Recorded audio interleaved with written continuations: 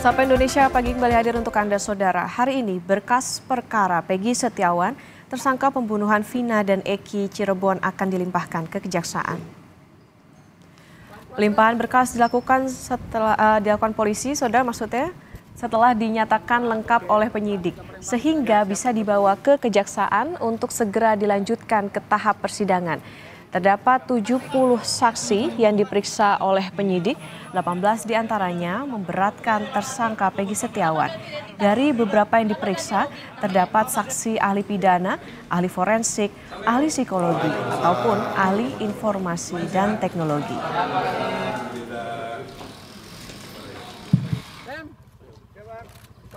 Besok pagi kasusnya akan dilimpahkan ke Kejaksaan. Jadi berkas sudah lengkap, dilaksanakan penyidikan, dan besok akan dilimpahkan ke Kejaksaan. Dan saksi yang diperiksa untuk tersangka kasus Peggy alias Peron sebanyak 70 orang, dan di antaranya ada 18 saksi yang memberatkan.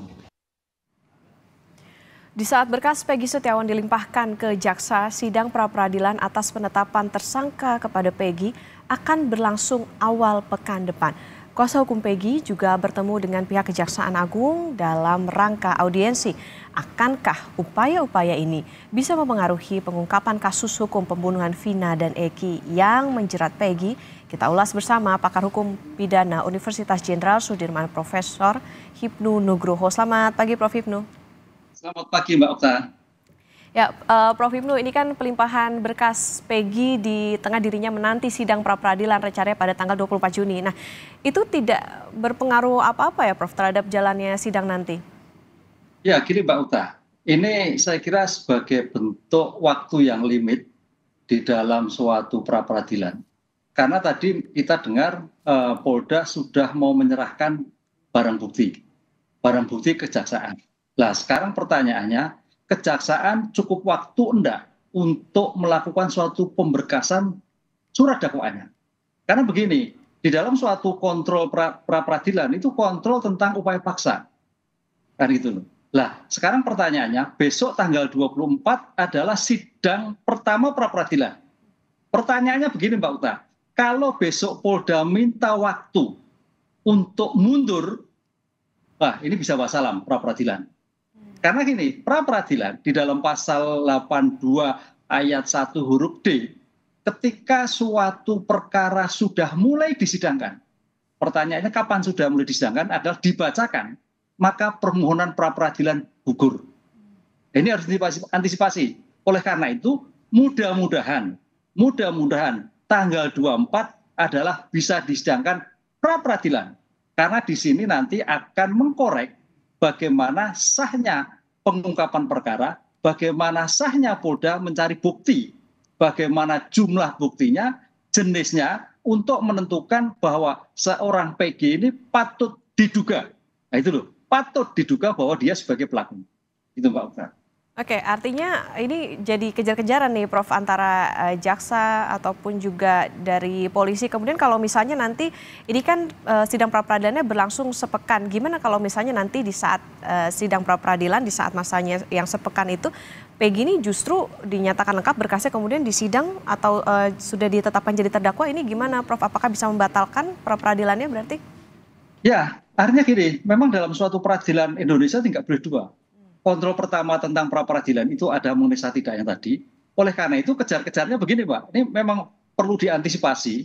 Saya yakin memang Polda tidak berpikir lain lah. Tapi bisa juga berpikir begitu perkara nanti disahkan, dilimpahkan. Maka pertanyaan kuncinya ada di kejaksaan. Kejaksaan butuh waktu berapa hari untuk menentukan pembuatan surat dakwaan. Satu.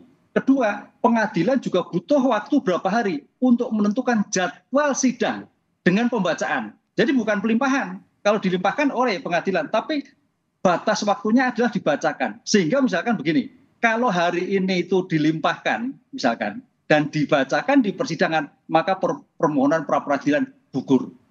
Nah, ini yang harus diantisipasi. Nah, ini sering terjadi kalau kita kaji di dalam penelitian-penelitian itu memang kejar-kejaran di situ, sehingga ketimbang katimbang ini orang Jawa, katimbang mempertahankan pra peradilan nanti kemungkinannya bisa tanda petik diterima permohonan gugatannya oleh terdakwa, maka mengulang kembali. Tapi kalau tidak, ya segera dilimpahkan sehingga perkara itu menjadi perkara di persidangan pengadilan negeri. Ini memang oyak-oyakan dalam suatu penentuan hari yang pada ini. Tapi prediksi saya, Mbak, kalau ini tanggal 20, besok pelimpahan perkara agak nggak mungkin. Kecuali nanti tadi tanggal 24 minta mundur. Lah, hakim mau menerima atau tidak? Kalau tidak menerima berarti pra peradilan jalan. Tapi kalau hakim nanti menerima permohonan perpanjangan pengunduran pra peradilan, ya tadi saya katakan wassalam permohonan pra peradilan.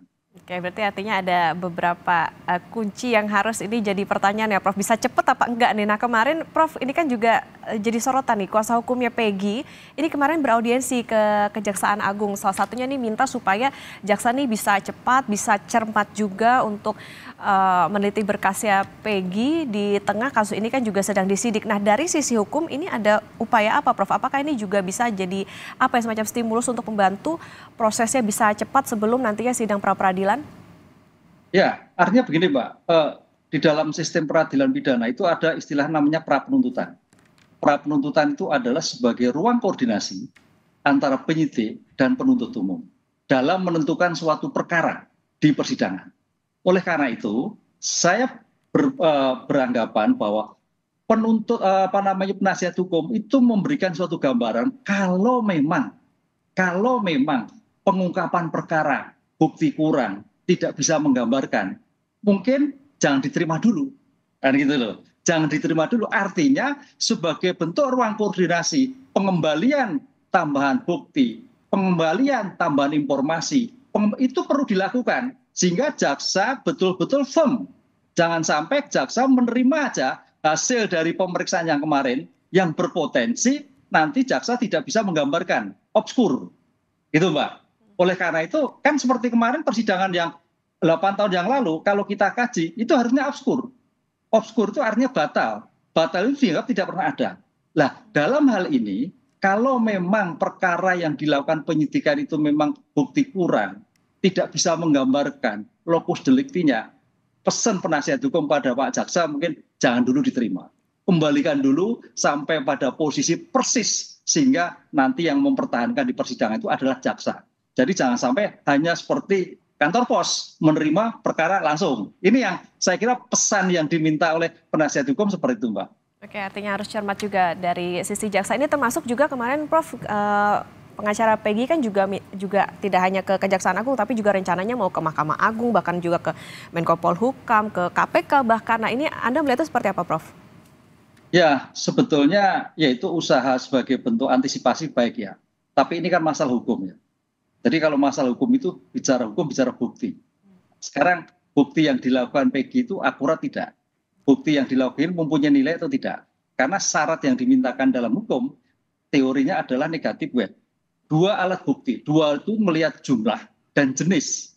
Jadi jumlahnya 2, jenisnya ya, kekuatannya bagaimana. Sehingga kalau toh memang mintakan pada Menko Polhukam, Mahkamah Agung ya itu sebagai bentuk ikhtiar lah ya. Ikhtiar, karena kita melihat kemarin tanda petik ada suatu hal yang tidak beres kan seperti itu. Ini jangan sampai. Tapi itu sebenarnya second lah kedua. Yang kuncinya sekarang adalah bagaimana bukti yang dilimpahkan itu bernilai bukti. Bukti yang dilimpahkan itu mempunyai keyakinan di dalam suatu persidangan.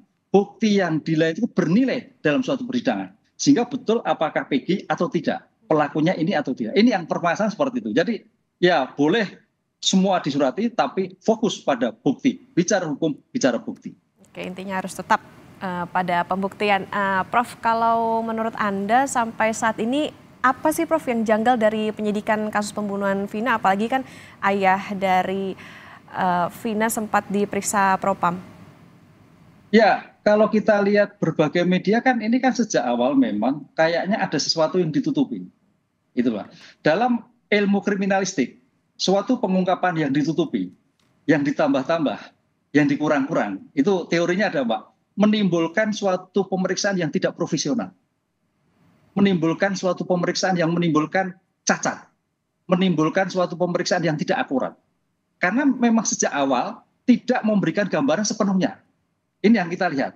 Lah Karena ada kepentingan. Nah, pertanyaannya kepentingan seperti apa lah? Ini kan lagi rame. Karena ada perubahan-perubahan baru. Sehingga kalau kita lihat terminologi lokus deliktinya sampai berpindah, itu nggak mungkin.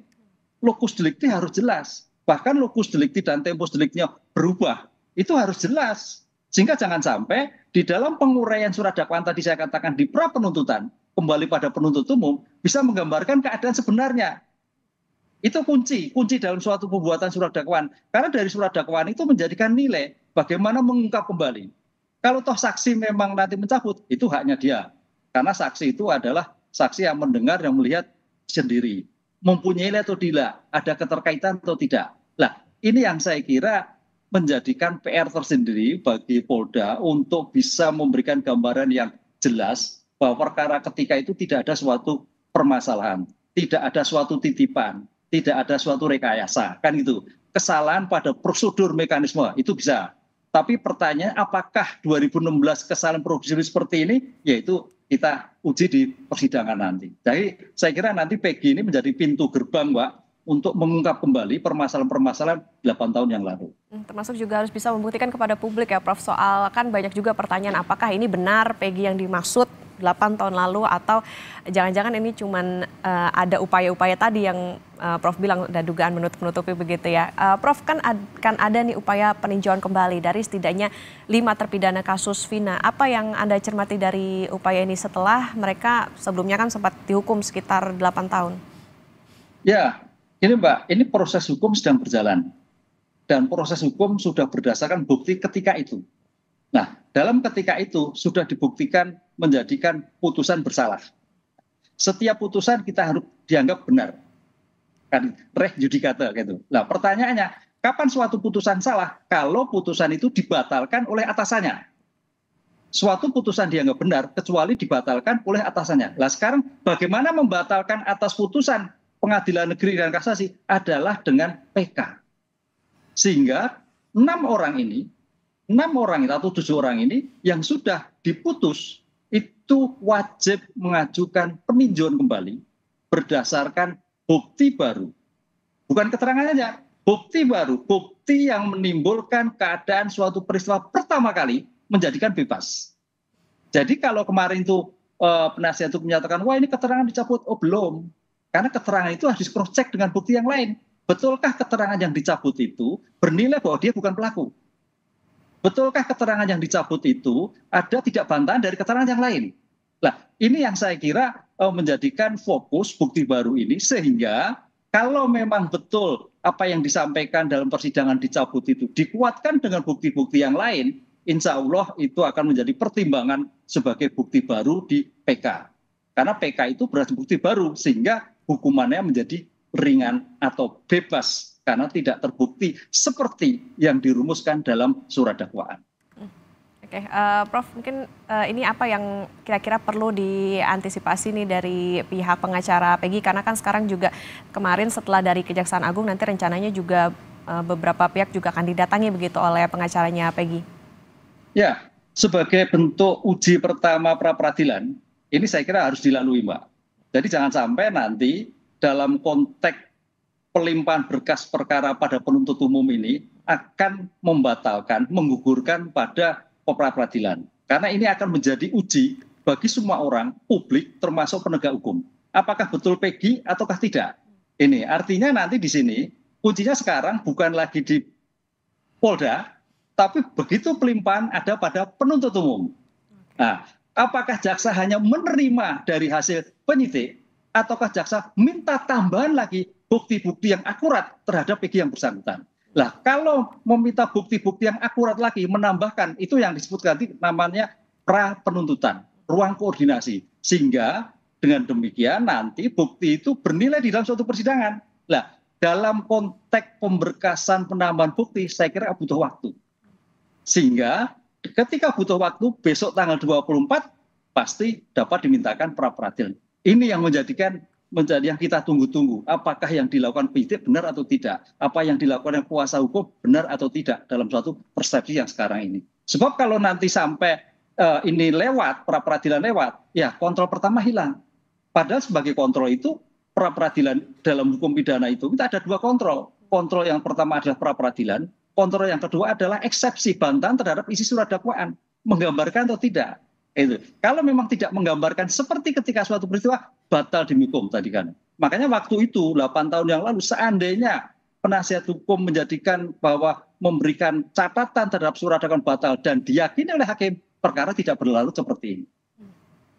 Oke, berarti artinya ini juga menjadi catatan juga nih bagi jaksa, kemudian juga tentunya pembuktian ataupun juga barang bukti yang nantinya akan dibuktikan oleh polisi bahwa ini benar Peggy yang terlibat dalam pembunuhan Vina dan Eki ini, dan tentunya kita nanti akan tunggu nanti di tanggal 24 Juni seperti apa, apakah akan berlangsung seperti harapan dari para pengacara tentunya soal sidang pra-peradilannya. Terima kasih Pakar Hukum Pidana Universitas Jenderal Sudirman, Profesor Hipnu Nugroho sudah bersama di Sapa Indonesia Pagi. Sehat selalu Prof. Terima kasih Mbak, matur nuwun.